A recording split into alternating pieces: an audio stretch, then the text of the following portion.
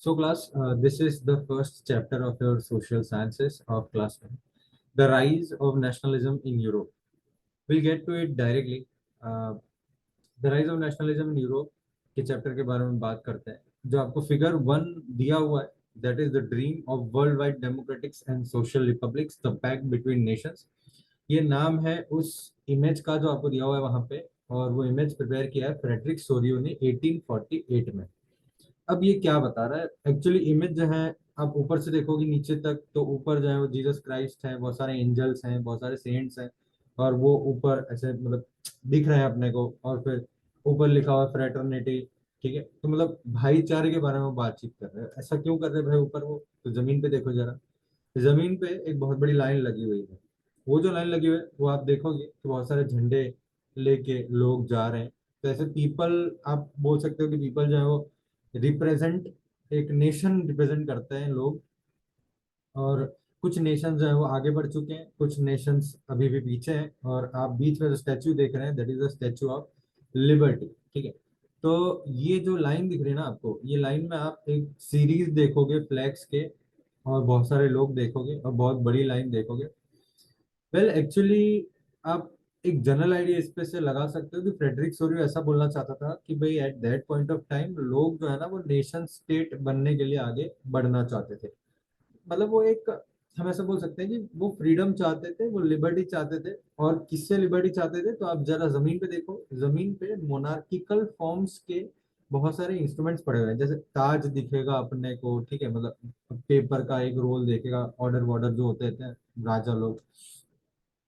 तो ओवरऑल अगर ये पिक्चर में देखोगे तो लोग जो है वो ऐसी बेड़ियों से निकलना चाहते हैं, और फिर वो लिबर्टी चाहते हैं, फ्रीडम चाहते हैं. तो उसके बारे में यहाँ पे बात की गई है. ये फ्रेडरिक सोर का पिक्चर है. लाइन टू लाइन एक्सप्लेनेशन देखेंगे हम पैराग्राफ का.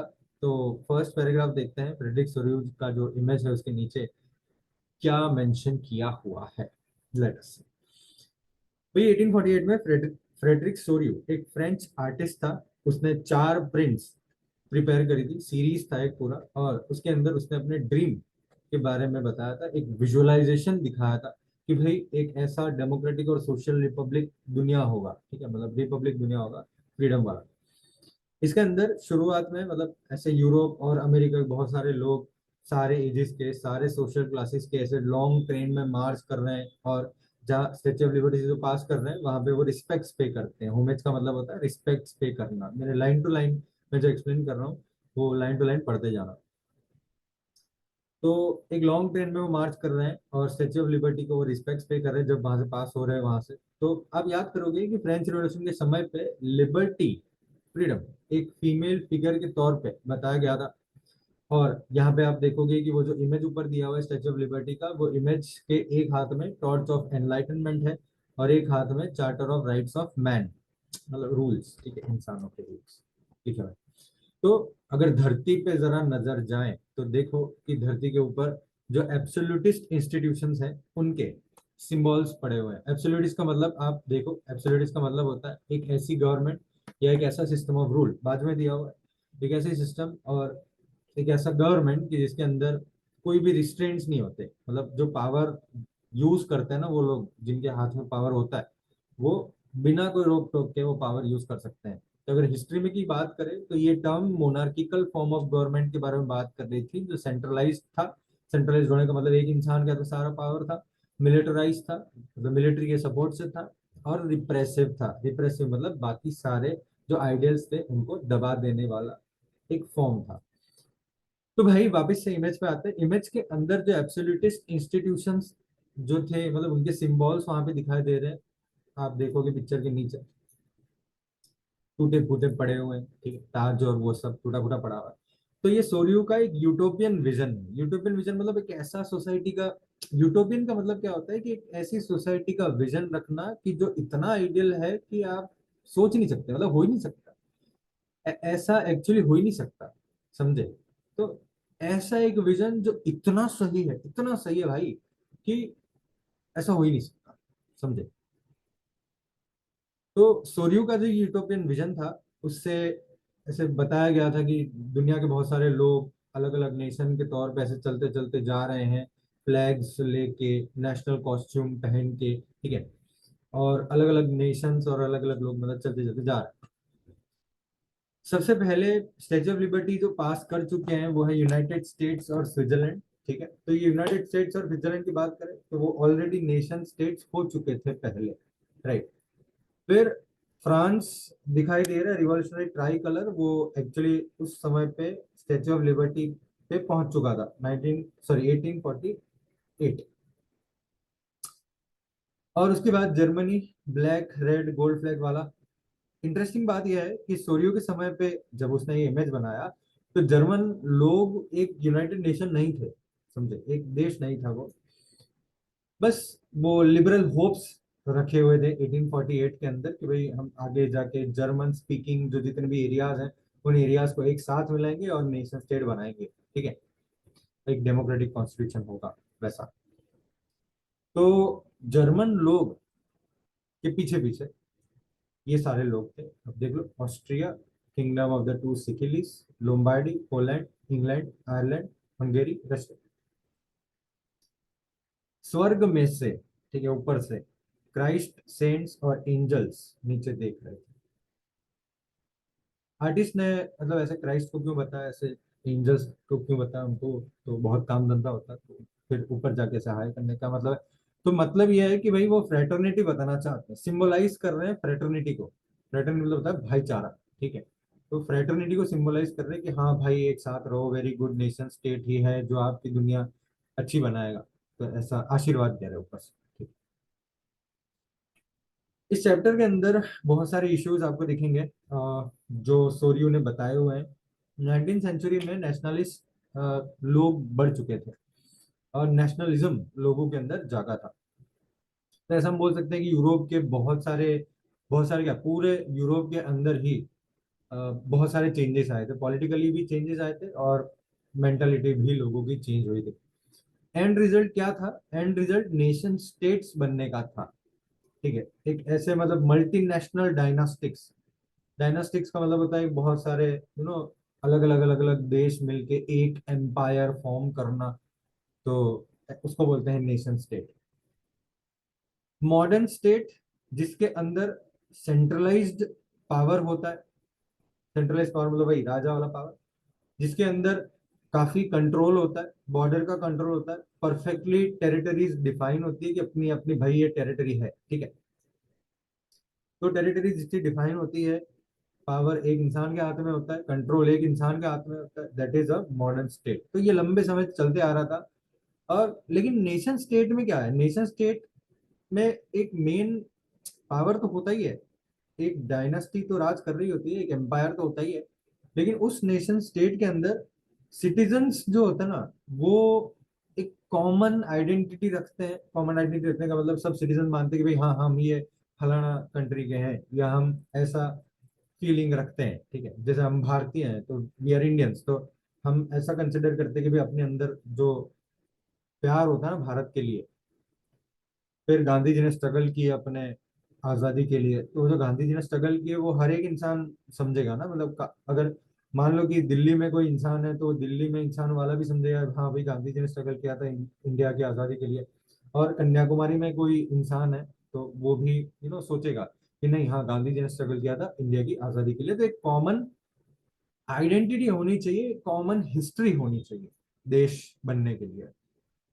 एक कॉमननेस कोई पहले से नहीं आती। ठीक है, मतलब एक कॉमननेस आने के लिए बहुत सारे स्ट्रगल्स लगते हैं। स्ट्रगल्स जब किए होते हैं कंट्री को फॉर्म करने के लिए, तो बहुत सारे स्ट्रगल्स अपने को याद आते हैं, बहुत सारे लीडर्स के नाम याद आते हैं और कॉमन लोग होते हैं। ठीक है, इन शॉर्ट हम जो इस चैप्टर में देखने वाले हैं वो नेशन स्टेट्स का प्रोसेस है और नेशनलिज्म का प्रोसेस है जो 19th सेंचुरी यूरोप में दिखाई दिया था।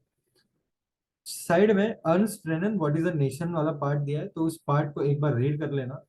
एक बार रीड करना जरूरी है, और दो तीन चार पाँच छह सात लाइन अंडरलाइन कर देना। ठीक है, a nation state is the culmination of a long past of endeavours, sacrifice and devotion, a heroic past. कहने का मतलब है कि भाई ये एक देश जो होता है ना, ये देश बहुत मेहनत से बनता है। ठीक है, बहुत बलिदान से बनता है और बहुत श्रद्धा लगती है उसके अंदर, डिवोशन मतलब जो भी।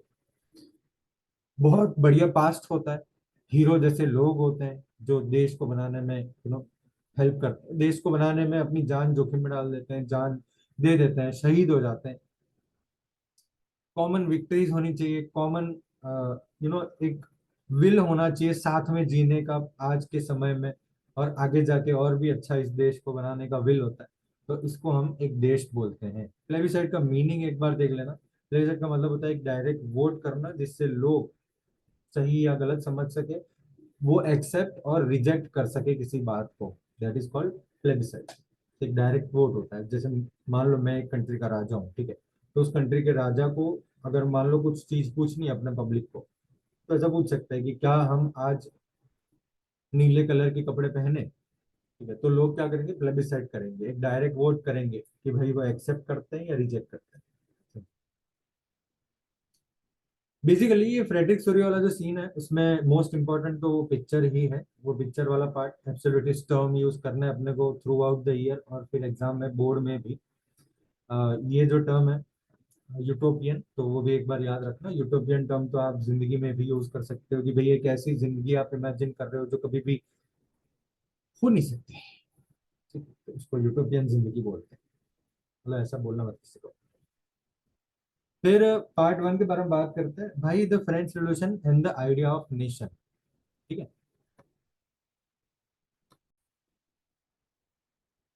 हाँ भाई सॉरी। पार्ट वन के बारे में बात करते हैं, the French revolution and the idea of the nation. भाई फर्स्ट पैराग्राफ में क्या है देखते हैं। टेक्स्ट बुक निकाल देता हूँ मैं, मैंने कुछ पॉइंट्स टिक किए हुए हैं ऑलरेडी टेक्स्ट बुक में। तो फर्स्ट पार्ट की अगर हम बात करें तो फर्स्ट पार्ट में ऐसे बताया गया है कि फ्रेंच रेवोल्यूशन जो है वो 1789 में हुआ था। फ्रांस आपको याद होगा कि एक एब्सोल्यूट मोनार्क के कंट्रोल में था 1789 तक।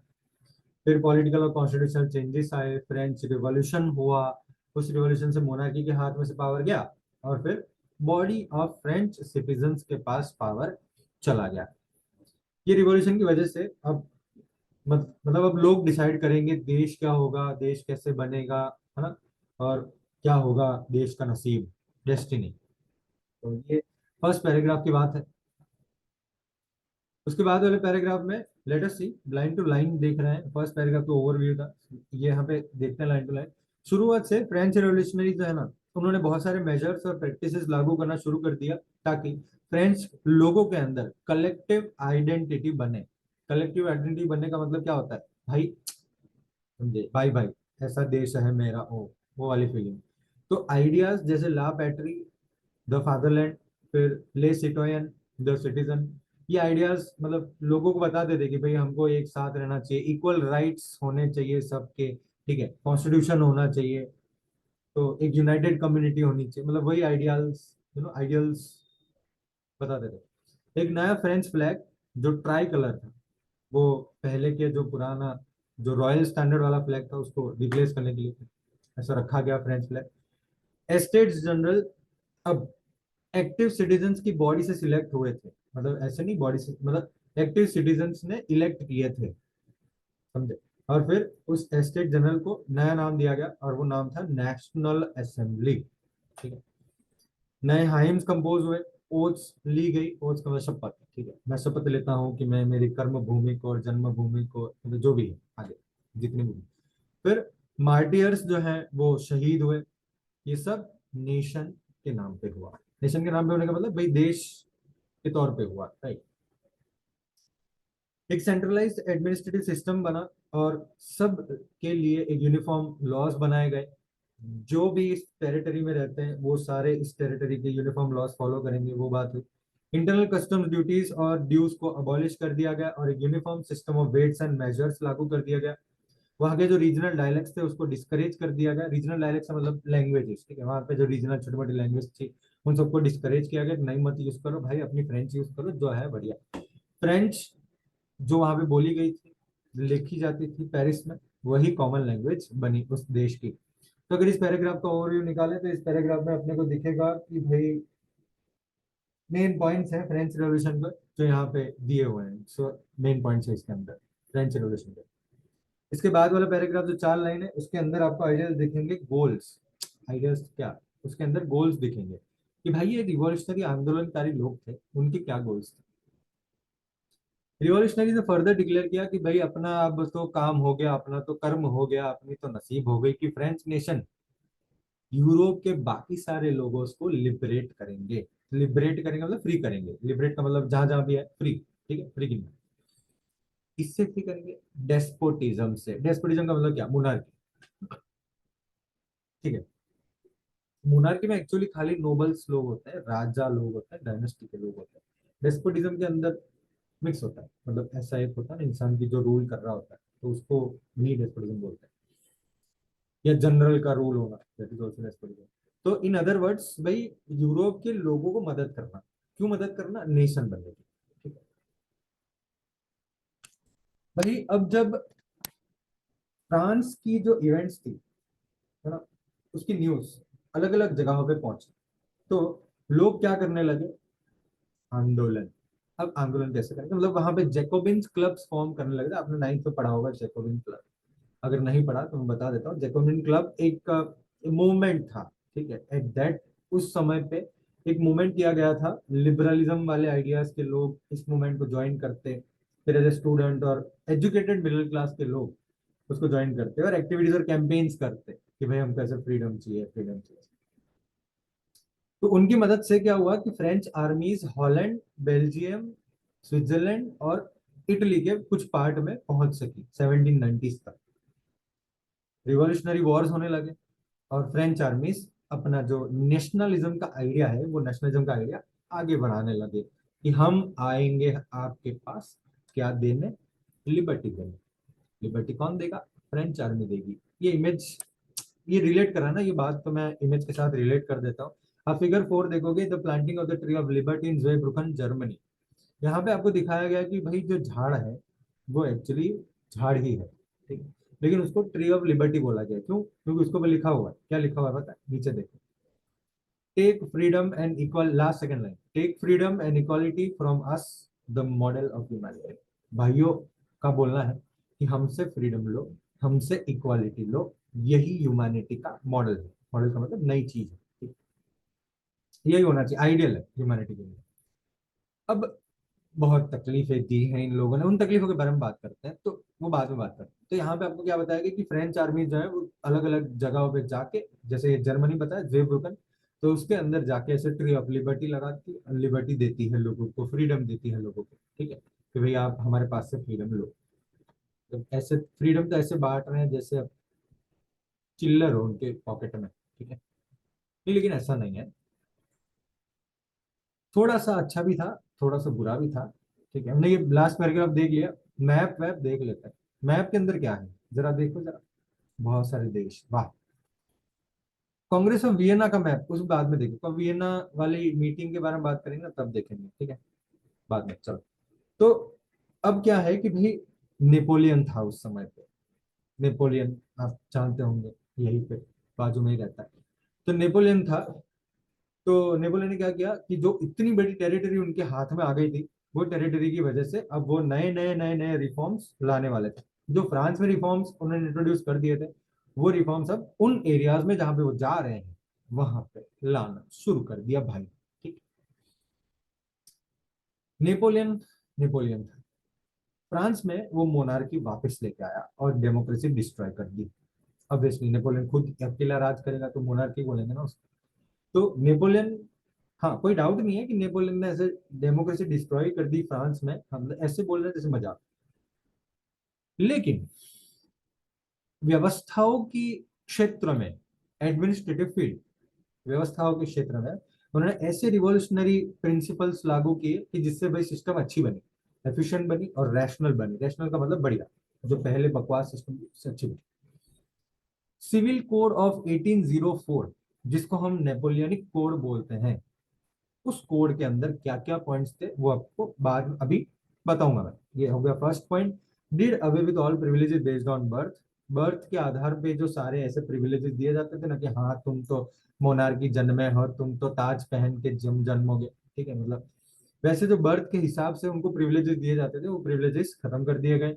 इक्वालिटी बिफोर द लॉ रख दिया, और राइट टू प्रॉपर्टी सिक्योर कर दिया कि भाई राइट टू प्रॉपर्टी मतलब सबको प्रॉपर्टी मिल सकती है। पहले तो क्या होता था, लैंड ओनर्स के पास ही प्रॉपर्टी थी, अपना तो क्या है, अपने तो पीजेंट्स है, ठीक है।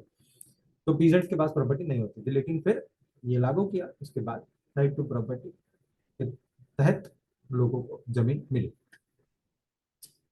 और ये नेपोलियनिक कोड जो है ना, वो कोड फ्रेंच कंट्रोल के रीजन्स में भी लागू कर दिया गया। डच रिपब्लिक में, स्विट्जरलैंड में, इटली और जर्मनी में नेपोलियन ने जितने भी व्यवस्थाएं थी वो अच्छी बनाई, फ्यूडल सिस्टम को अबॉलिश किया। अच्छा, फ्यूडल सिस्टम मैं बताता हूँ। फ्यूडल सिस्टम का मतलब होता है भाई, वो एक ऐसा सिस्टम चलता था पहले जहां पे बड़े बड़े लोगों के लिए छोटे छोटे लोगों को मजदूरी करनी पड़ती थी, नौकरी करनी पड़ती थी, गुलामी करनी पड़ती थी।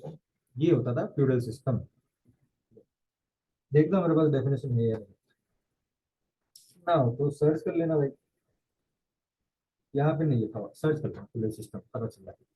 तो फ्यूडल सिस्टम जो है ना, वो अबॉलिश कर दी गई, मतलब वो जो गुलामी वाला रीजन, गुलामी वाला जो संबंध था वो बंद हो गया।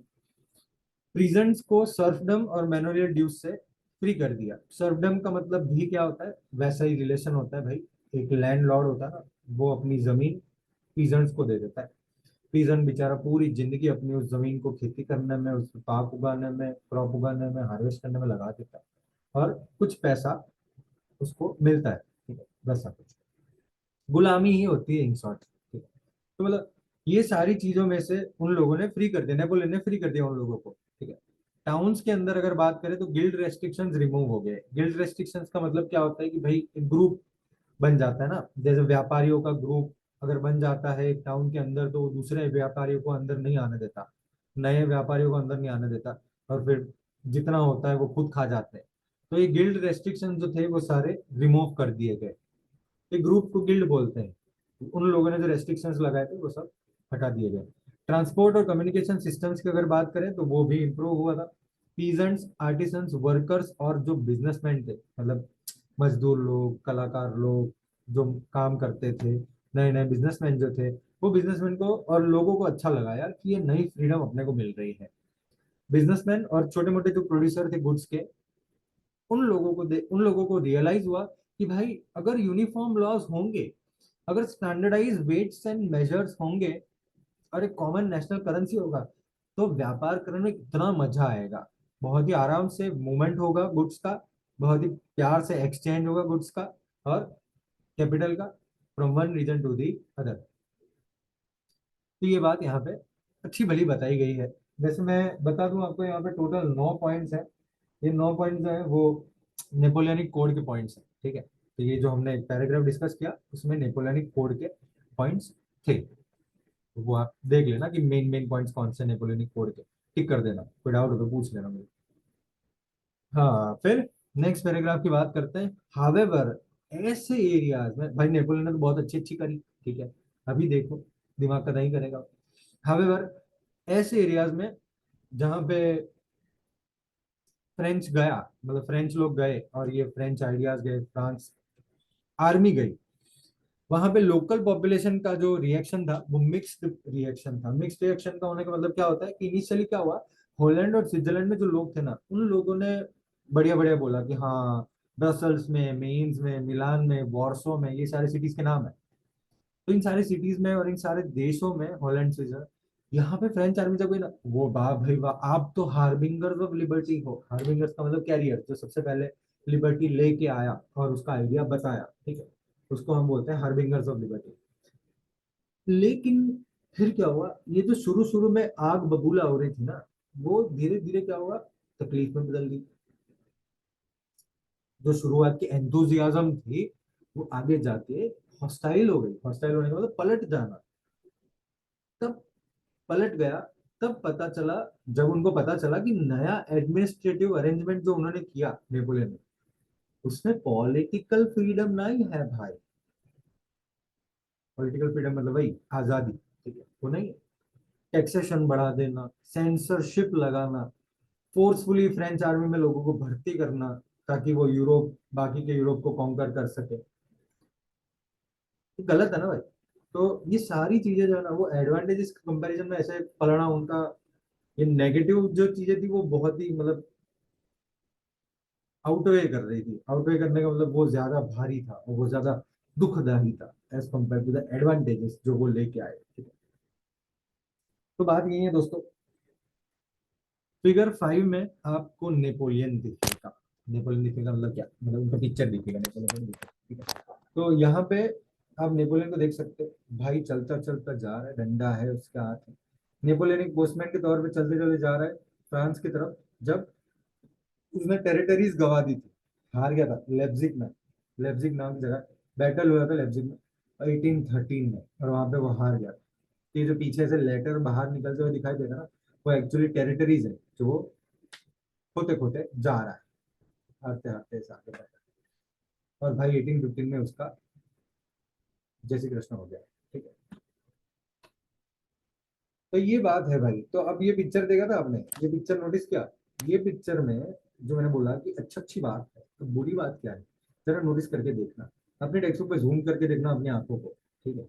आप लोग देखोगे कि वहां पे ऐसे फ्रेंच सोल्जर दिखाई देंगे ब्लू व्हाइट और रेड यूनिफॉर्म्स में, और एक एक गरीब मजदूर का एक कार्ट है, कार्ट का मतलब एक वो ठेला होता है ना, लारी जैसा। तो वो लारी जो है ना, वो ऐसे डिस्ट्रॉय कर रहे हैं, ठीक है, सीज कर रहे हैं, जमा कर रहे हैं उस लारी को। फिर आप लोग देखोगे कि कुछ यंग वुमेन को हैरेस कर रहे हैं, और एक पीजन को तो घुटनों पे ला दिया, उसे एकदम नीचे मारा मारी कर रहे हैं। तो यहाँ पे एक बाजू ऐसा बता रहा है कि भाई हम फ्रीडम देंगे, फ्रीडम देंगे, एक बाजू मजाक कर रहे हैं जिंदगी में। तो यहाँ पे फ्रीडम दे रहे हैं कि नहीं दे रहे हैं, that is a big question, ठीक है। ये बात थी, ये हुआ पार्ट 1 खत्म, ठीक है।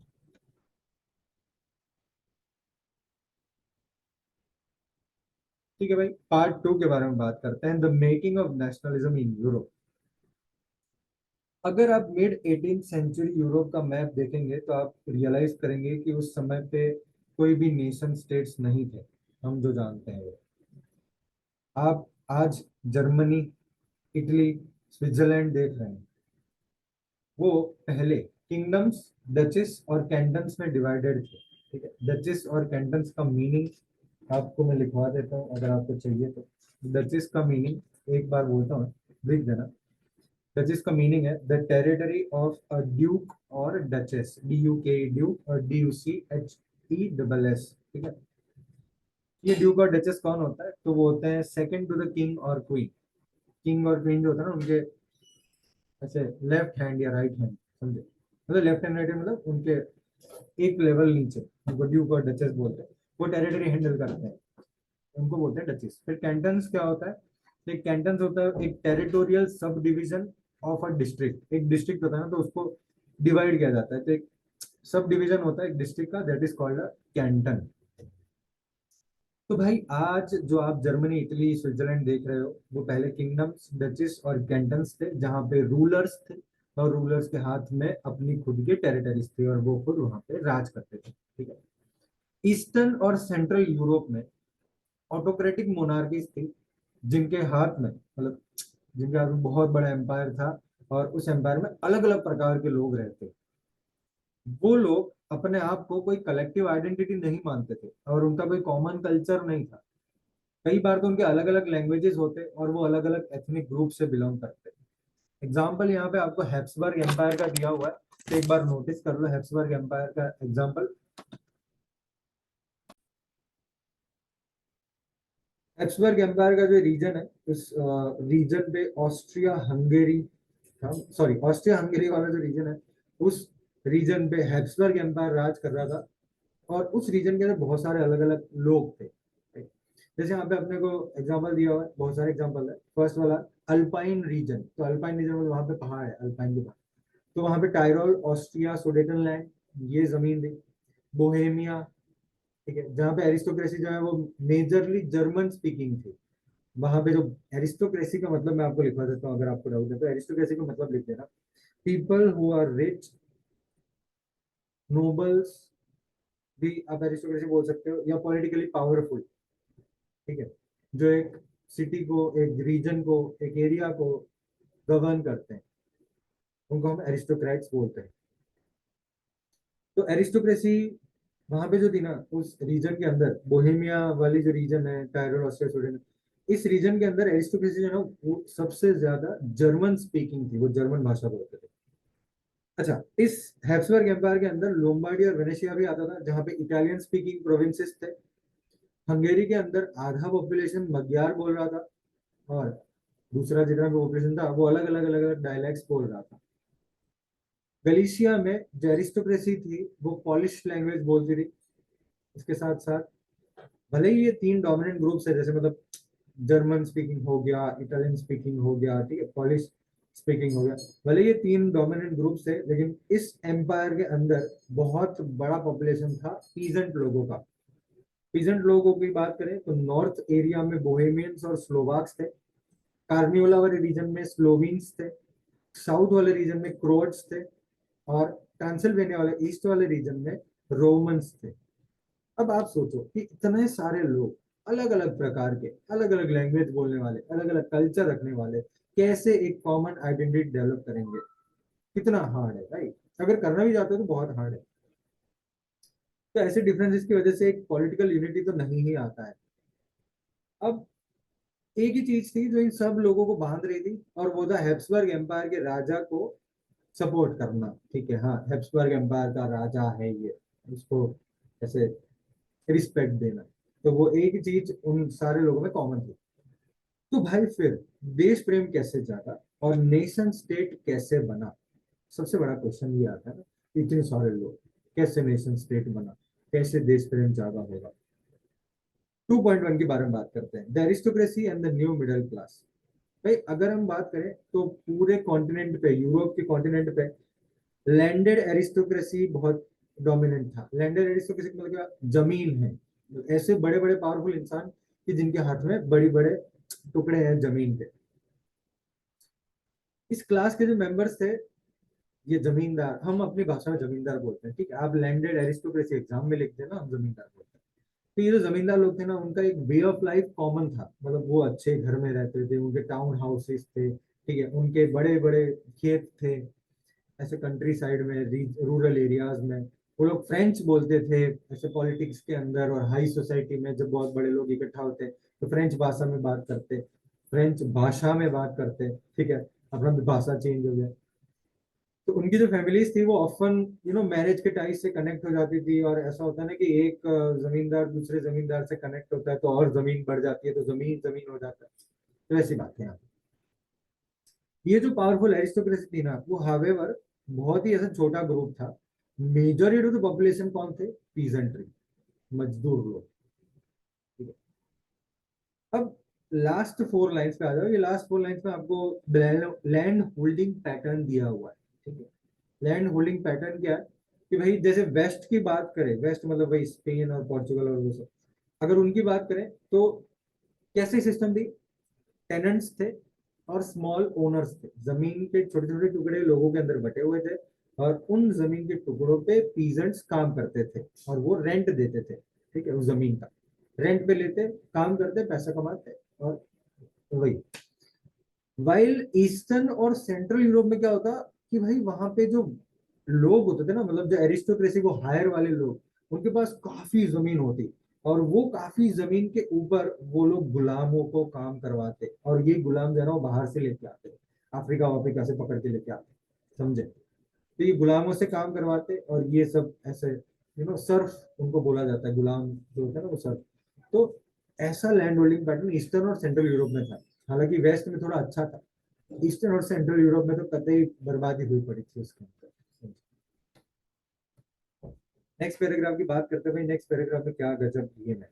कुछ भी गजब गेम नहीं है। फर्स्ट जो लाइन है उसके अंदर दिया हुआ आपको कि भाई slowly and steadily industrial growth हुआ वेस्टर्न पार्ट्स और सेंट्रल यूरोप में। इंडस्ट्रियल प्रोडक्शन बढ़ा, ट्रेड बढ़ा, जिससे ऐसे टाउन्स डेवलप हुए। थोड़ा डेवलपमेंट आएगा ना भाई, व्यापार व्यापार करेंगे, पैसा कमाएंगे, तो थोड़ा डेवलपमेंट आएगा। तो इस दौरान क्या हुआ, एक ऐसे लोगों का पूरा क्लास बना। क्लास बना मतलब ऐसा नहीं कि अपने स्कूल का, क्लास बने का मतलब क्या होता है कि ग्रुप बना। ठीक है, मतलब ऐसे लोगों का एक ग्रुप बना कि जो लोग खाली प्रोडक्शन करते थे मार्केट के लिए, बेचने के लिए प्रोडक्शन करते या बेचने का काम करते, ठीक है, मैन्युफैक्चरिंग करते, जैसे साबुन, तो फॉर एग्जांपल दे रहा हूँ, उस समय में साबुन था या नहीं अपने को नहीं पता, ठीक है, होगा, कुछ तो होगा। तो साबुन का एग्जांपल देता हूँ, जैसे मैं साबुन मैन्युफैक्चर कर रहा हूँ, मार्केट में बेच रहा हूँ, तो मैं कॉमर्शियल क्लास का इंसान हुआ।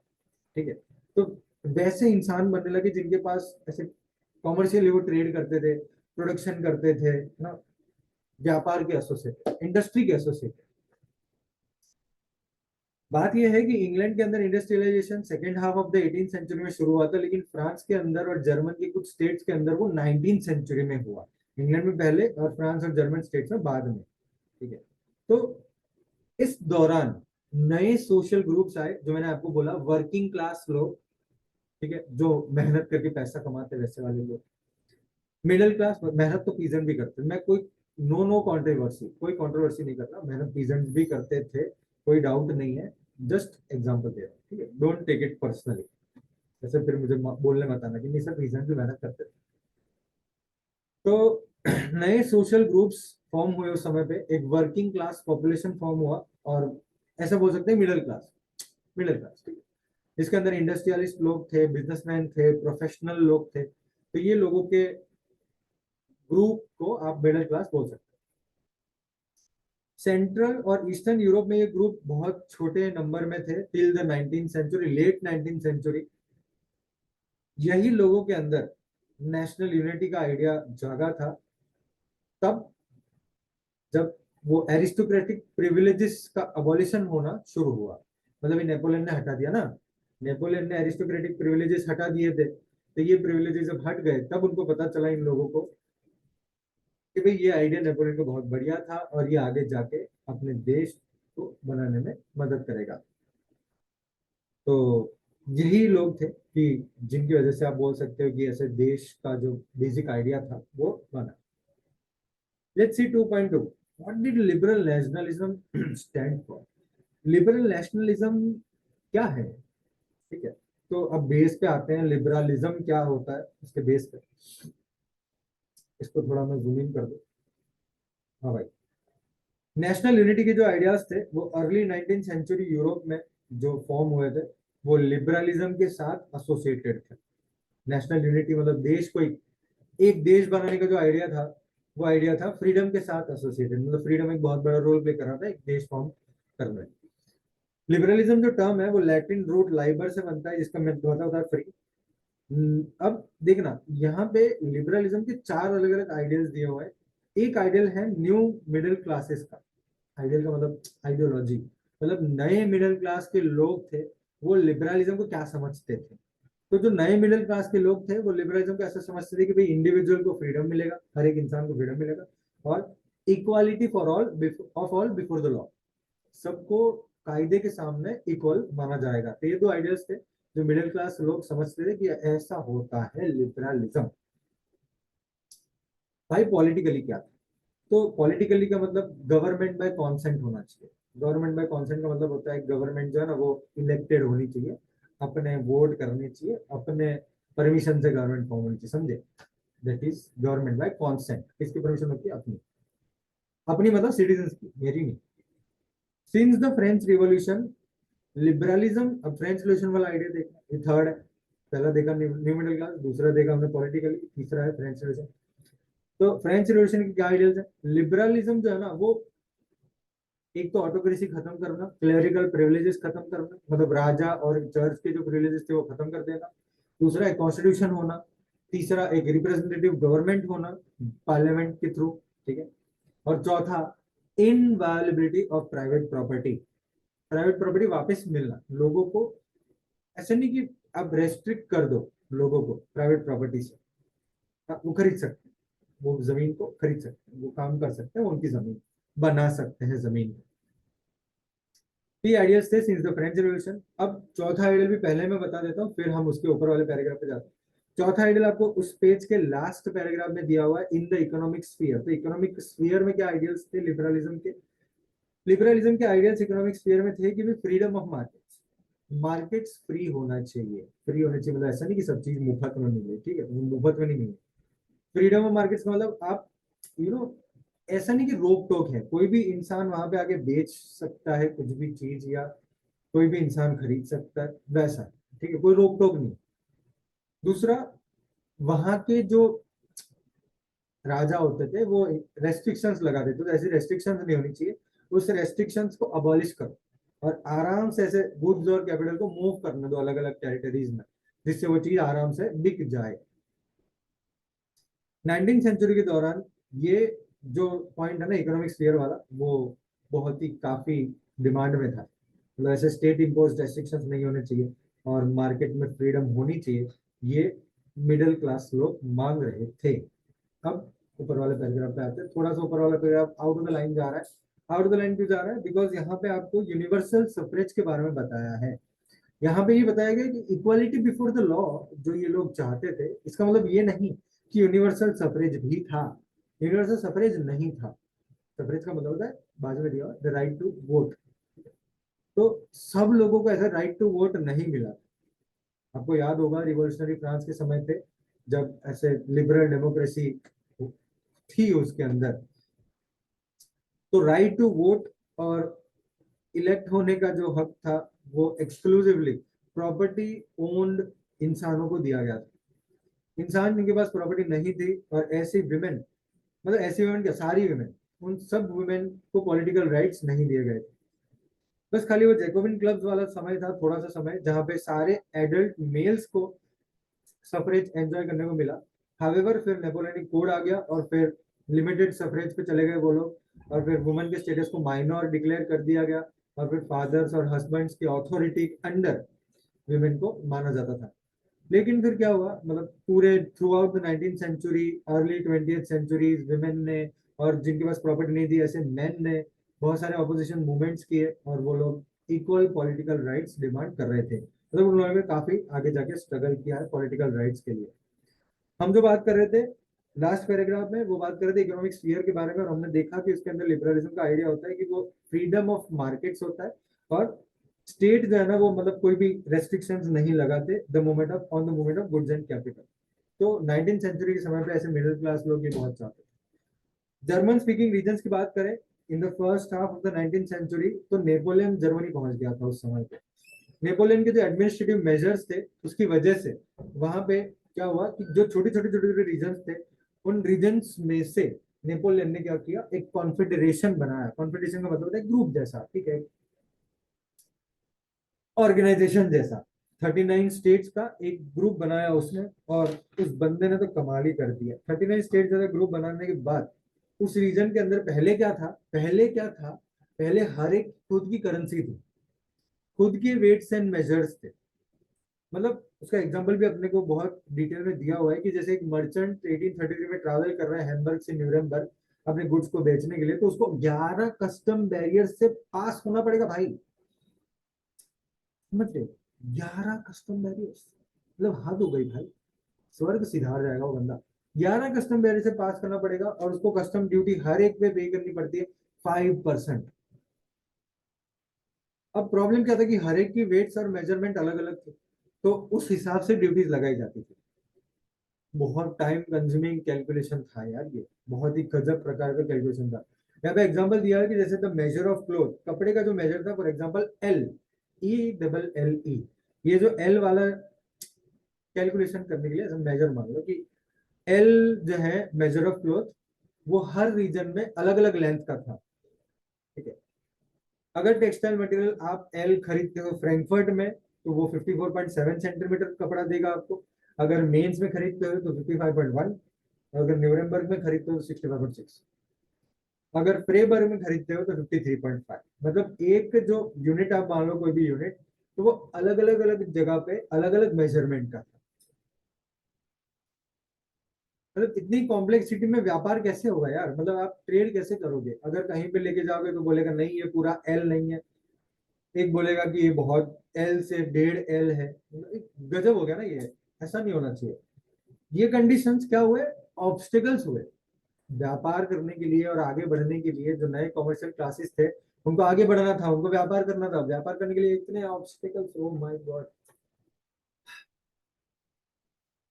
उन लोगों ने, जिन लोगों ने प्रॉब्लम देखा, फेस किया, उन लोगों ने आर्ग्यू किया कि एक यूनिफाइड इकोनॉमिक टेरिटरी होनी चाहिए।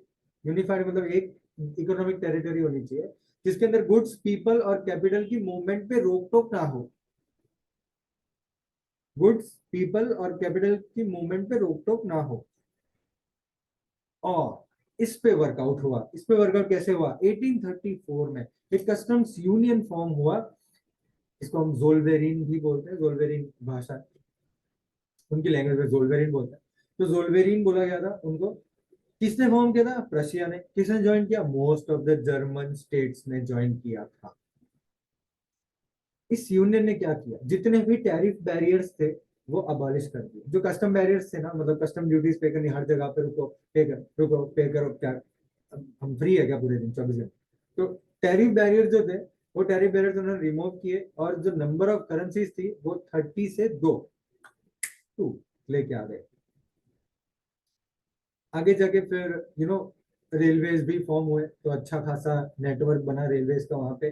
तो और ज्यादा मोबिलिटी बढ़ी। मोबिलिटी का मतलब होता है भाई, स्पीड बढ़ी, मूवमेंट बढ़ा। ठीक है। और आगे जाके जो इकोनॉमिक इंटरेस्ट थे लोगों के बढ़े, लोग पैसा कमाने लगे। और फिर थोड़े समय बाद, कुछ समय बाद, बहुत समय बाद नेशनल यूनिफिकेशन का आइडिया उनके दिमाग में आया होगा।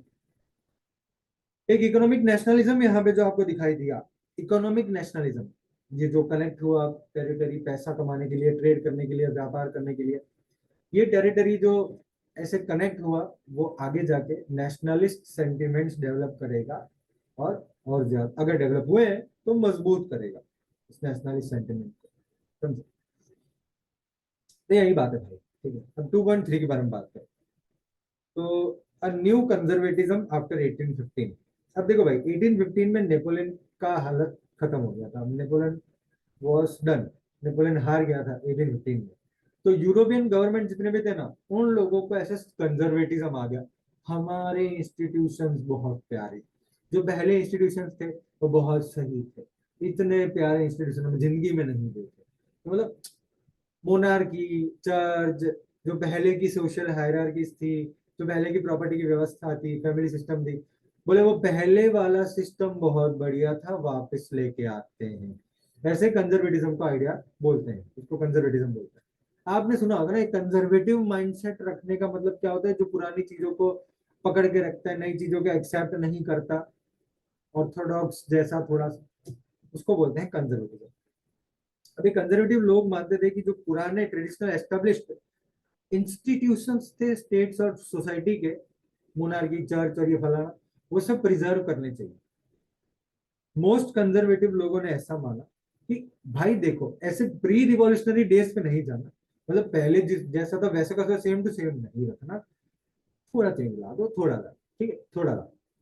उन्होंने रियलाइज किया कि नेपोलियन ने जो चेंजेस लाए ना, उसकी वजह से पुराने इंस्टीट्यूशंस और मजबूत हो सकते हैं, मोनार्की के इंस्टीट्यूशंस और मजबूत हो सकते हैं। बोले स्टेट का पावर और ज्यादा इफेक्टिव हो सकता है, और ज्यादा स्ट्रांग हो सकता है। नेपोलियन ने जो व्यवस्थाएं बनाई थी बहुत बढ़िया व्यवस्थाएं थी। तो बोले ये व्यवस्था बढ़िया है तो हम क्यों ना एक्सेप्ट करें, है? डिलीट करने की क्या जरूरत है, एक्सेप्ट कर, क्या प्रॉब्लम? एक मॉडर्न आर्मी, ठीक है, एक एफिशिएंट ब्यूरोक्रेसी, ब्यूरोक्रेसी का मतलब पॉलिटिशियंस, फिर एक गजब प्रकार की इकोनॉमी जो चेंजेस वाली हो, मॉडर्न, फ्यूडलिज्म को हटा देना, सर्वडम को हटा देना, ठीक है, ये सारे पॉइंट यूरोप की मोनार्कीज को और ज्यादा स्ट्रॉन्ग कर पाएंगे, ऐसा मानने वाले लोग कंजर्वेटिव्स थे। ये पूरा पैराग्राफ कंजर्वेटिव पे ही है, और उसके मेन पॉइंट्स आपको कंजर्वेटिव के ही पॉइंट्स मिलेंगे, और वो थे, ये जो फर्स्ट पैराग्राफ है उसके मेन पॉइंट्स है बिलीफ्स ऑफ कंजर्वेटिव्स। बिलीफ्स थे, ठीक है। चाहते तो थे पुराना लाना, बोले नहीं, लेकिन नेपोलियन ने कुछ चेंजेस किए तो वो भी रखते हैं, ऐसा।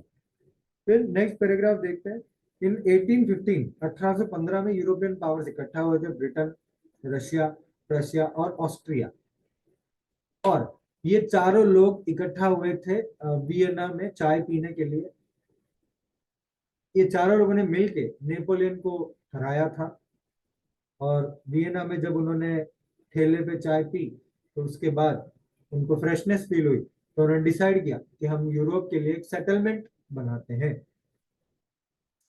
ये जो मीटिंग थी वो मीटिंग होस्ट करी थी ऑस्ट्रियन चांसलर ड्यूक मेटरनिच ने। वहां के जो जितने भी मतलब उसके लल्लू पंजू लोग थे, assistant assistant, left hand, right hand, उन लोगों ने ट्रीटी ऑफ वियना बनाया 1815। ट्रीटी ऑफ वियना बनाने के पीछे का एक मेजर रीजन, या तो ये ऐसा बोलो कि उसका बेसिक ऑब्जेक्टिव यही था कि नेपोलियन ने जो जंग करी और नेपोलियन ने जो चेंजेस किया ना, अंडू कर दो उसको। अंडू, अंडू का मतलब रिवर्स कर दो। अब फ्रांस में क्या होता कि नेपोलियन नेपोलियन से पहले बॉनबॉन डायनास्टी थी। हाँ भाई, ब्लैक कलर की, ऊपर शुगर डाल के जो हम खाते हैं वही। या तो फिर कभी कभार यू नो, बॉनबॉन तो मतलब क्रीम के ही आते हैं, मतलब मैंने देखा था डार्क चॉकलेट आती है, लेकिन जाने दो। बोनबॉन डायनेस्टी की बात करते हैं। एक्चुअली बोनबॉन डायनेस्टी बहुत बड़ी डायनेस्टी है भाई, मजाक में ले रहा हूँ, मजाक मजाक ठीक है, लेकिन बोनबॉन डायनेस्टी बहुत बड़ी डायनेस्टी थी। फ्रांस में तो राज कर ही रही थी, स्पेन में भी राज कर रही थी, बहुत बड़ी डायनेस्टी थी वो। तो जो फ्रेंच रिवॉल्यूशन के बाद बोनबॉन डायनेस्टी हटा दी गई थी, उसको वापस पावर में लाया गया। फ्रांस जो अपनी टेरिटरीज खो बैठा था, ठीक है, सॉरी, फ्रांस जो अपनी टेरिटरीज नेपोलियन के दौरान नेपोलियन ने छीन ली थी, वो सारी टेरिटरीज खो बैठा। उसकी बाउंड्री पे, फ्रांस की बाउंड्री पे बहुत सारे ऐसे छोटे छोटे स्टेट्स बनाए गए, जिसकी वजह से फ्रेंच आगे एक्सपांड ना कर सके। अगर एक्सपांड करेगा तो ये सारे किंग मिलके फ्रांस को अटैक कर देंगे वैसा, ठीक है। तो छोटी छोटी टेरिटरीज बनाई गई, छोटे छोटे ऐसे मोनार्कीज फॉर्म किए गए फ्रांस की बाउंड्रीज पे, और फ्रांस आगे ना बढ़ सके, फ्यूचर में वो एक्सपांड ना कर सके, उसकी वजह से ये ऐसा उन्होंने किया। दस, नेदरलैंड का जो किंगडम था, वो जिसके अंदर बेल्जियम था, वो नॉर्थ में सेटअप हुआ। समझ में आया? मतलब नॉर्थ में क्या सेटअप हुआ, किंगडम ऑफ द नेदरलैंड, जिसके अंदर बेल्जियम आता है। साउथ में पीडमॉन्ट था, पीडमॉन्ट में जिनोवा ऐड किया गया। प्रशिया को वेस्टर्न फ्रंटियर्स पे इंपॉर्टेंट नई टेरिटरीज दी गई, वाइल ऑस्ट्रिया को नॉर्दर्न इटली पे कंट्रोल दिया गया, वो लोम्बार्डी और वेनेशिया वाली, ठीक है, वही वाली बात। सो ये जो टेरिटरीज बांटी गई है ना, वो आप देखो ये चारों दिशाओं में बांटी गई है, और वो बहुत ही डिटेल में आपको बताया गया है यहाँ पे। तो ये थे जर्मन कॉन्फेडरेशन ऑफ 39 स्टेट्स। भाई नेपोलियन ने जो जर्मन कॉन्फेडरेशन ऑफ 39 स्टेट्स बनाया था ना, वो ट्रीटी ऑफ वियना के अंदर अनटच्ड छोड़ दिए गए, मतलब उसके ऊपर फोकस नहीं हुआ था, ठीक है। ईस्ट के अंदर रशिया को पोलैंड का पार्ट दिया गया था, रशिया को सैक्सनी का पार्ट दिया गया था।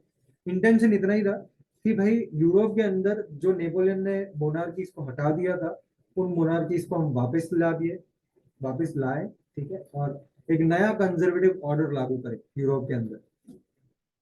ये जो कंजर्वेटिव ऑर्डर्स थे ना, ये कंजर्वेटिव ऑर्डर्स एक्चुअली ऑटोक्रेटिक थे। ऑटोक्रेटिक होने का मतलब होता है कि वो ऐसे राजा के तौर पे रूल करते थे, राइट, और बहुत बड़े लोग। वो लोग क्रिटिसिज्म टॉलरेट नहीं करते, वो लोग डिसेंट टॉलरेट नहीं करते। डिसेंट का मतलब होता है भाई डिसएग्रीमेंट, ठीक है। तो वो लोग क्रिटिसिज्म टॉलरेट नहीं करते, डिसेंट टॉलरेट नहीं करते, और जितने भी क्वेश्चन उनके सामने कोई करता ना कि नहीं तुम्हारी गवर्नमेंट बहुत बकवास है, तो उन लोगों को वो काट डालते, ठीक है। तो उनकी एक्टिविटीज को भी बंद कर देते, जितने भी आंदोलन होते, जितने भी अपराइजिंग होते, वो अपराइजिंग को वो लोग दबा देते। मोस्ट ऑफ देम, उन लोगों ने क्या किया, सेंसरशिप लॉज लागू कर दिए, जिसके अंदर मतलब न्यूज़पेपर के अंदर, बुक्स के अंदर, प्लेज सॉन्ग्स के अंदर वो बोले वैसा ही होना चाहिए। जिसके अंदर लिबर्टी फ्रीडम के आइडियाज पहले बताए जाते थे, वो लिबर्टी और फ्रीडम के आइडियाज हटा दिए गए। फिर भी लोग तो लोग हैं और दिमाग तो दिमाग है भाई। फ्रेंच रिवॉल्यूशन के जो मेमोरी है, फ्रेंच रिवॉल्यूशन के जो आइडियल्स हैं, वो लोगों को अभी भी इंस्पायर कर रहे थे। और वो जो लिबरल नेशनलिस्ट लोग थे, जो ये नए कंजर्वेटिव ऑर्डर को बकवास बोल रहे थे कि ये नया कंजर्वेटिव बहुत बकवास है, सेमी बकवास जैसा ही था, तो ये नया कंजर्वेटिव ऑर्डर जो है वो बकवास है, ऐसा बोलने वाले लोग फ्रीडम ऑफ द प्रेस भी चाहते थे। फ्रीडम ऑफ द प्रेस का मतलब क्या, मीडिया में फ्रीडम, ठीक है, मीडिया में जो भी पब्लिश करना हो वैसे इंडिपेंडेंट होनी चाहिए मीडिया, ये बात है। ऊपर का इमेज है वो देखो आप, उतना इंपॉर्टेंट नहीं है, लेकिन एक आइडिया आपको यहाँ पे बता रहा है। आइडिया क्या बता रहा है कि थिंकर्स का क्लब है एक, ठीक है, और इस थिंकर के क्लब के अंदर लोग बैठे हैं। अब यहाँ पे आज का एजेंडा क्या है, ऐसा ऊपर बोर्ड पे लिखा हुआ है, ठीक है, मैं नहीं बोल रहा, आज का अपना एजेंडा है, बोर्ड पे लिखा, वहां पे लिखा हुआ है कि आज का अपना एजेंडा क्या है, कि कितने समय तक अपने को सोचने की शक्ति दी जा रही है, कि कितने समय तक अपने को अलाउ किया जा रहा है सोचना। अब ऐसा क्यों बोला जा रहा है, तो बोर्ड पे थे, क्लब के रूल्स लिखे हुए हैं और उस क्लब के रूल में फर्स्ट पॉइंट है, silence is the first commandment of this learn society. इसका मतलब कि साइलेंस जो है ना वो बहुत जरूरी है, बोले वही सबसे इंपॉर्टेंट। इस पढ़े लिखे समाज में साइलेंस सबसे बड़ा रूल है। सेकेंड पॉइंट क्या है कि भाई अगर गलती से कोई मेंबर इस क्लब का कुछ भी बोल जाए तो ये ना बोले, ऐसे इवेंट को अवॉइड करें हम। उसके लिए मजल्स पहले डिस्ट्रीब्यूट किए जाएंगे। जैसे ही कोई इंसान अंदर आएगा ना तो उनको मजल पहना दिए जाएंगे। मजल आप देख रहे हो सबके मुंह पे ऐसे बंधे हुए हैं, बोले उससे कुछ बोल नहीं पाएंगे। मीटिंग तो कर रहे हैं लेकिन बोल नहीं पा रहे। बता क्या रहा है, ये कुछ नहीं, सिंबलाइज कर रहा है, सिंबलाइज कर रहा है द फ्रीडम ऑफ स्पीच नहीं थी। ठीक है, तो बोले फ्रीडम ऑफ स्पीच नहीं है तो हमको सोचने की शक्ति भी कब तक अलाउ की जा रही है, तो वो भी एक टॉपिक ऑफ डिस्कशन है। क्लब ऑफ थिंकर्स 1820 में बनाया गया। किसने बनाया मेंशन नहीं किया। एनोनिमस कैरिकेचर, कैरिकेचर का मतलब इंसानों का ड्रॉइंग। हाँ भाई, तो अब बात करते हैं 2.4 द रिवॉल्यूशनरीज। बहुत बढ़िया है पॉइंट ये भाई। 1815 के बाद लोगों को डर बैठने लगा और लिबरल नेशनलिस्ट लोग, देश प्रेमी लोग अब अंडरग्राउंड हो चुके थे। अंडरग्राउंड ऐसे नहीं गटर में, अंडरग्राउंड मतलब छुप गए। सीक्रेट सोसाइटीज यूरोपियन स्टेट्स के अंदर बनने लगी और बहुत सारे रिवॉल्यूशनरीज को ट्रेन करने लगी, उनके आइडियाज स्प्रेड करने लगी। उस समय पे रिवॉल्यूशनरी बनने का मतलब था कि आप अपने देश को कमिट कर रहे हो, अपने आप को मोनार्किकल फॉर्म्स को अपोज कर रहे हो। जो वियना कांग्रेस में मोनार्किकल फॉर्म्स बने उनको अपोज कर रहे हो और लिबर्टी और फ्रीडम के लिए लड़ रहे हो। साथ साथ में आप नेशन स्टेट का फॉर्मेशन भी चाहते हो।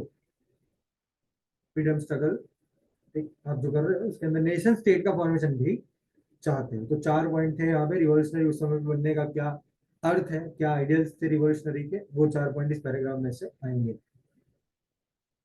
नेक्स्ट पैराग्राफ में तो भाई क्या बढ़िया शॉर्ट नोट दिया, पता है एक बहुत बढ़िया इंसान के बारे में बात की गई है और वो है गिसेप्पे मजीनी। जो भी आपको बोलना स्पेलिंग याद रखना। जिनो में बॉर्न हुआ था 1807 में, याद रखना जिनो पीडमोंट में ऐड किया गया था ट्रीटी ऑफ वियना। ठीक है, तो जिनोवा 1807 में बॉर्न हुआ ये बंदा गिसेप्पे मजीनी। वो कार्बोनरी नाम के एक सीक्रेट सोसाइटी का मेंबर बना। 24 साल की यंग उम्र में उसको 1831 में, मतलब 1831 का ईयर है और 24 साल का बंदा था वो। उसने क्या किया, लिगुएरिया में रिवॉल्यूशन करने का प्रयास किया था। तो ये क्योंकि उसने ये प्रयास किया तो वो पकड़ा गया और उसको देश निकाला हो गया, देश से बाहर भेज दिया गया। फिर उसने क्या किया, जहां पे भी वो गया वहां पे उसने 2 सोसाइटीज फॉर्म करी, अंडरग्राउंड सोसाइटीज। वो था, एक था यंग इटली इन मार्सेलिस और दूसरा था यंग यूरोप इन बर्न, जिसके मेंबर्स थे लाइक माइंडेड इंसान थे। लाइक माइंडेड मतलब उनके जैसे इंसान थे। ठीक है, और बहुत बढ़िया काम किया था उन्होंने, मतलब लोगों के अंदर देश प्रेम जगाने का। तो पोलैंड, फ्रांस, इटली और जर्मन स्टेट से बहुत सारे लोग थे जो उनके ये मूवमेंट में ज्वाइन हुए और ये सीक्रेट सोसाइटीज में ज्वाइन हुए। मजीनी ऐसा मानते थे कि भगवान ने बोला है कि ये जो नेशन स्टेट्स होते हैं या नेशंस होते हैं, देश होते हैं, वो एक्चुअली इंसानों का नेचुरल हक है। इंसान का बेस है, वो नेचुरल यूनिट है एक देश। सो इटली के बारे में उनका बहुत स्ट्रॉन्ग सोच था कि इटली को है ना ऐसा नहीं होना चाहिए, छोटे छोटे स्टेट, छोटे छोटे किंगडम में डिवाइडेड इटली नहीं होना चाहिए। उसको एक सिंगल यूनिफाइड रिपब्लिक के अंदर फॉर्म कर दिया जाना चाहिए। रिपब्लिक का मतलब जो लोगों से चलता ना सब देश। यूनिफिकेशन ही इटालियन लिबर्टी लेके आएगा। इस मॉडल को फॉलो करके सीक्रेट सोसाइटीज और भी सेटअप हुई, जर्मनी में, फ्रांस में, स्विट्जरलैंड में, पोलैंड में।